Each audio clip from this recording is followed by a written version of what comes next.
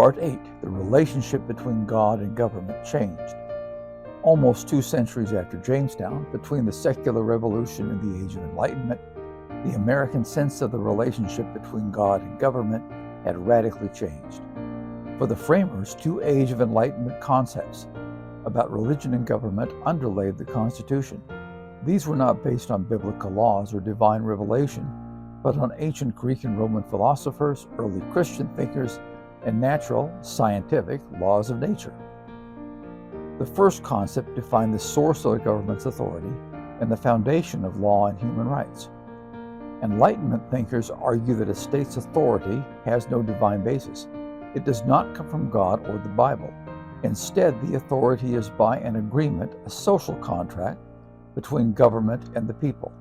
The relationship is entirely between the people and the state and has no role for the divine. And the government's laws are based on fundamental universal principles inherent to human beings simply because of being human, called natural law and natural rights. These are not granted by God, not based on the Bible, and not derived from biblical teachings. Now, the idea of a natural law was not new to the Enlightenment. A number of non-Christian cultures long recognized the idea of something like natural law, although the specifics were usually very different from what we see now. We find the concept of fundamental universal rules in Greece as far back as a man named Hesiod, a Greek pagan about 700 BC, and later about 50 BC, before the time of Christ, in the last days of the Roman Republic, with Cicero, a believing Roman pagan. For example, in the 1st century AD, probably after the destruction of the Second Temple, just as the apostles were spreading out throughout the Roman Empire, rabbinical Jews developed a Jewish concept of universal basic law and rights. These Noahide laws were supposedly given to Adam and to Noah long before the revelation to Moses on Mount Sinai, and were separate from the Mosaic and Deuteronomic laws. Now, also in the ancient world, almost every culture had a strong belief of some kind of deity, and usually more than one.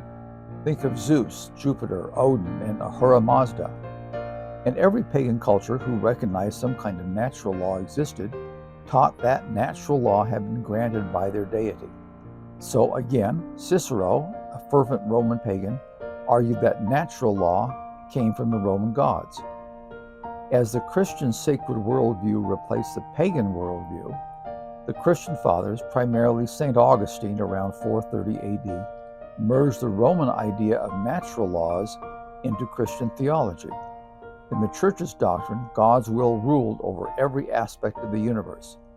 The natural law was by definition given by God, even if not expressly found in the Bible. And we still see this same argument, that natural law is really God's law, used by Christian fundamentalists today. So fast forward to the secular revolution and the Enlightenment. Philosophers such as our old friends Montesquieu, Voltaire, John Locke, and others took the idea of fundamental universal rights and laws, but found them not in the Bible, but in the new, secular, natural, scientific nature of humanity. This led to the concept of the social compact and the rise of individual rights and freedoms, including freedom of religion and freedom from religion. Now, God was still real. The society was still very much Christian, but the government and laws and people's rights were no longer based on God or the Bible and did not rely on His authority or approval.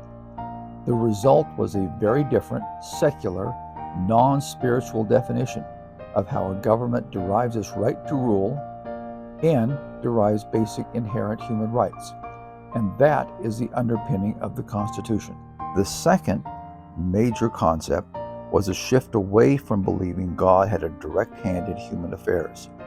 In the Enlightenment period, this manifested primarily as a religious philosophy called deism, which accepted there was a God, but denied most Christian beliefs, including that God has any direct involvement in or cares about human affairs. Deism supported personal individual freedom of religion. Now, deism faded and has disappeared, but at the time it was an important influence on the framers' thinking. These concepts, eroded the perception that God is directly involved in human government, or that human government should be built on Heavenly Father's rules. There were knock-on effects as well, and just like it is today, it was about state support. It was about the money.